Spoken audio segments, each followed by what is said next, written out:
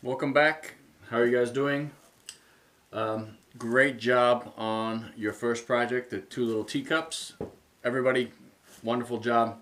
Keep up the good work. I know this is weird times. These may seem simple, but what's nice about these projects, they can be done at home. I'm constantly thinking of ways to give you all the skills that you would need to move on to the next class in ceramics, even though some of you are not art majors. So I'm trying to figure out the best way to give you all these little skills to move on. So the next thing, after just making the simple pinch pot cups with the foot and the handle, what I'd like you to do is to take a little bit larger ball of clay, which is going to be a pound each. So 2 balls of clay, they are about the size, a little bit smaller than a baseball. Okay? Baseball size if you want to use that as a reference. So we're going to go with a baseball size, and we are going to pinch out 2 of them. And we are going to make a lidded jar or container. So I've already pinched out the 2 balls of clay. Reason why, I think you guys understand the steps to make them. I don't think I have to show you again. The only difference is these are going to be bigger. So instead of them fitting nicely in your palm, they're going to actually take up some space in your palm, which means you have to really think about working from the bottom all the way up to the top, because it's going to be a little bit tougher to reach the bottom section with your hand or with your fingertips. Okay, so no different from the little half-pound ball of clay to the pound ball of clay, just that you might have to start from the bottom a little bit more and work your way through the top. I asked for 1/4 of an inch on the half-pound ball of clay. For the pound of ball of clay, it can be a little bit thicker, but I wouldn't go crazy. The reason why, you still don't want to have super heavy pots. If you can make them nice and even, that would be wonderful. Everybody's going to be a little different. Okay, so I've pinched both of these out. You can see that they're still not even on the lip. I'm not worried about that, okay? Because I'm going to attach them together. So before I go to attaching these together, I read some of your guys' discussion things. Not having a paintbrush kind of stinks. So I'm trying to think of other ways. Kiana suggested a fork. A fork is a great way. It removes the slip to the piece, and you can actually score with the fork and add slip at the same time. Or if you have an old toothbrush, that's a great way. I said it in a couple videos ago as a joke, but it actually will work as a brush to move slip and actually do a little bit of scoring. So it's not a bad idea. All right, so some added tools that we might want to add into our arsenal today. You guys should have this, your wood rib. We use this on the wheel to clean up the bottom of a pot, but you will actually use this as a paddle. Okay, if you don't have that, I think you guys should all have that. You can use a wooden spoon. If you want to use a metal spoon, it's going to be a little bit more sticky. The wood spoon just kind of releases, okay? The other thing I kind of thought about is the needle tool doesn't make as nice of a cut on a lip or any surface whenever you want to make a nice clean cut. So options there. You could actually use a knife from your kitchen. Maybe you don't want to ruin a knife from your kitchen, or you can get an X-Acto blade or an X-Acto knife blade like this. Obviously, be careful. Try not to cut yourself. What I do with these, whenever I use these in the studio, I take a piece of tape and I make sure I wrap the bottom section. So what I'm trying to do is just take one portion of that blade away so it doesn't cut me.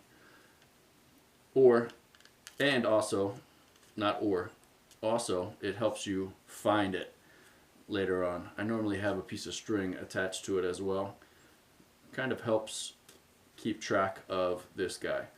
Not that this is going to be a problem for you guys down the line, if this is your last ceramics class, but getting lost in a bucket, either my slip or a tool bucket, it's not a fun thing to find. Okay, so if you can find something that's sharp and thin, it will make a nice clean cut. Okay, so those were the added tools. So let's try to make something that's sharp. These guys, I know a couple people might have them. These are pretty wonderful too. There's a nice sharp edge here. This is a potter's tool. And then if you saw the little teacups I made, I used this end to actually carve out details. So nice little wood tools. Okay, this one has a needle tool on it. Hello. This one has a needle tool on it. This one has a blade. So they both work really well. All right, so I skipped over the actual pinching part. So I worked from the bottom of my pot, got my probably still 1/4 of an inch down here, and then 1/4 of an inch all the way through, maybe a little bit thicker. I'm probably a little bit thicker. But now I've made 2, and I'm going to attach these guys together.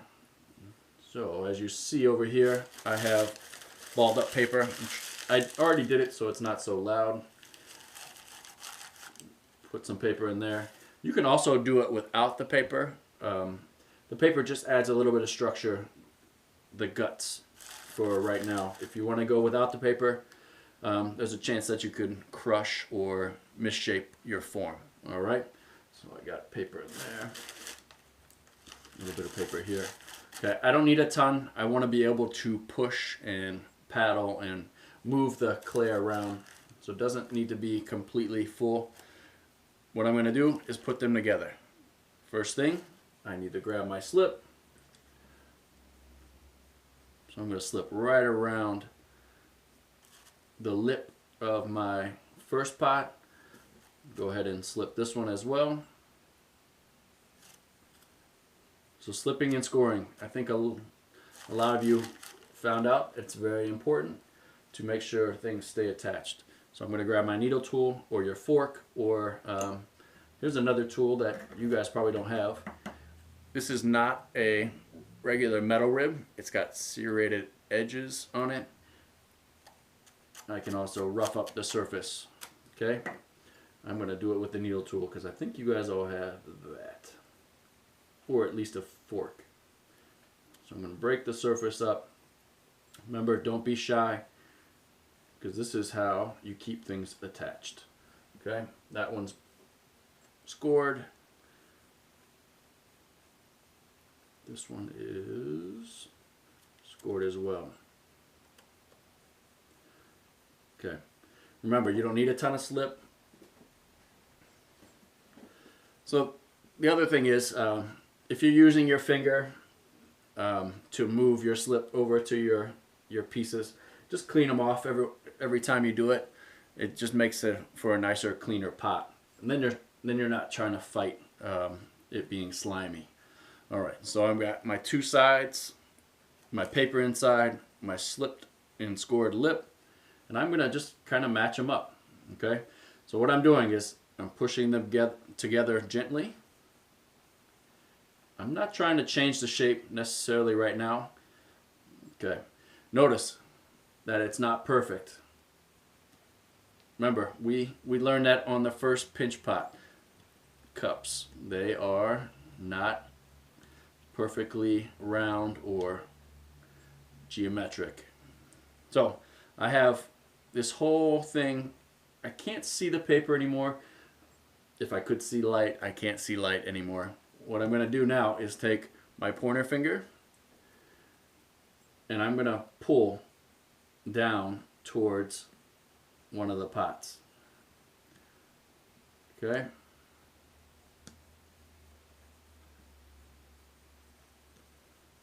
So I'm calling this like a rough smoothing. I'm smoothing them together in a rough manner. I'm not trying to get them perfect. I'm just trying to get them attached. Okay, all the way around. Make sure they're nice and connected.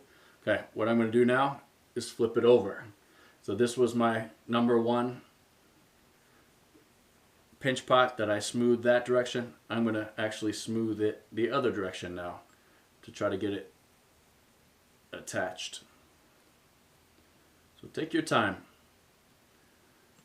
There's no rush. It may look like I'm going quick, but I'm going quick because it's natural for me, and I'm also overlapping everything. There's no kind of jumping or any of that stuff. I am overlapping all of my movements. Okay, you saw that little #1 I drew down there? You might not be able to see it. That was my nice little reference point to tell me that I made it around all the way around once. Okay, so she should be airtight now. Okay, with that being said, I still want to make sure it's even stronger. So I'm going to take some of my clay that I have over here on the side. Move him away. And I'm going to roll the thinnest coil I possibly can.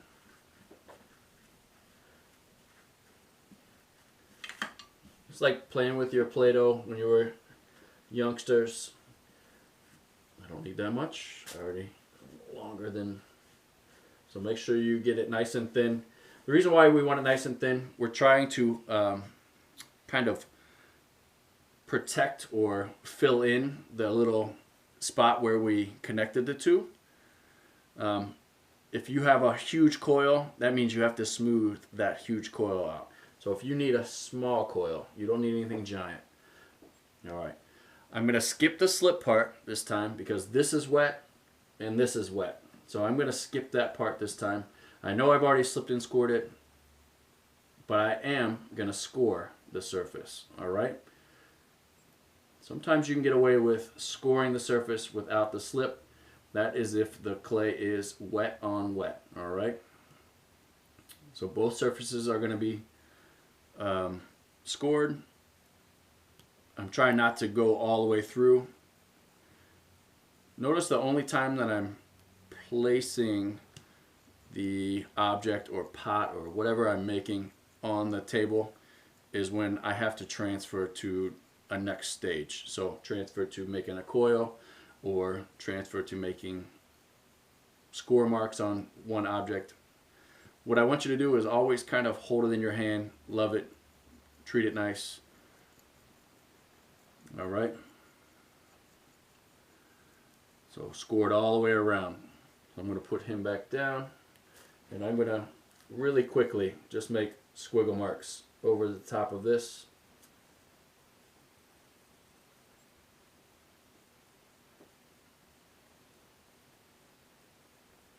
So whatever hand you are, scribble with that hand and just follow with the other one.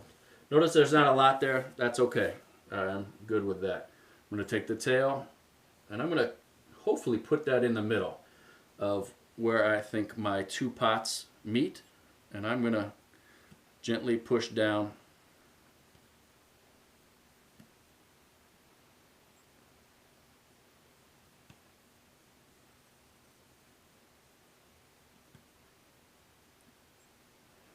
So for this first part of this project, I want you guys to get your two halves made and then get them connected with the paper inside or paper without paper. And then I will show you a second video. So I want you to keep these, I don't want you to let them dry out completely. Leather hard would be okay. And then we will talk about putting a foot on and whatnot. All right, so I have a coil all the way around now. So I'm going to take either thumb or pointer finger again. I'm going to switch. I'm going to go to my thumb. The reason why is because of how I'm holding it. This is just a little awkward. This seems a little bit easier to move. So I'm going to take my thumb and I'm going to push the bottom half of that coil into that clay. And this is making it super strong. This is changing it from being two parts that are just slipped and scored together to having a little coil that's going to be the support all the way around. So these are, again, I don't know if I stated it, 1-pound balls of clay, baseball size. Make sure they can be a little bit smaller. If you want to go to 3/4 of a pound, that's okay too. So what I love about hand building is you're in full control. So take your time, don't rush through anything. Make sure all of the actions are happening. It's nice about a video, you get to hear it multiple times if you want to. And now you can see that my thumb is really doing a nice job of smoothing out the surface. I'm doing two things at once. I'm adding that coil to the clay forms and also smoothing it out. There you go. Got air locked inside there. So it should be nice and strong. So at this point, I should be able to do the next step. All right. So things I want you to think about. I want you to think about shape. Right now, this looks like a little egg.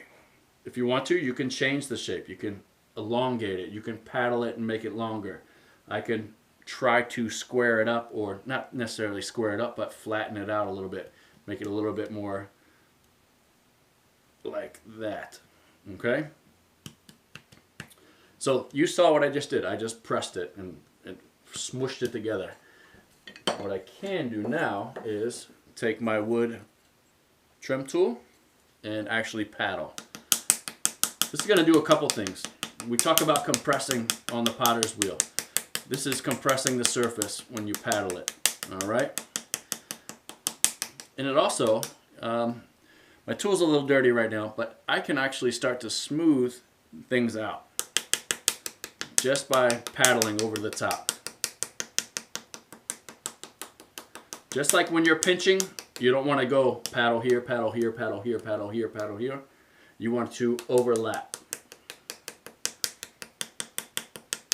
This is actually going to make your pot stronger in the long run. Okay, for this project, I'm not worried about shape. If they all look like eggs, I'm okay with that. So do not worry about making them something unique. If you want to, test it, push it. Don't be shy to move the clay around. Okay, so that's your wood trim tool. You can also, your wood spoon.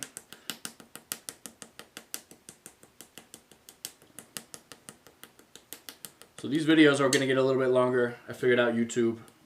Yayo. So I'm going to make them a little bit longer.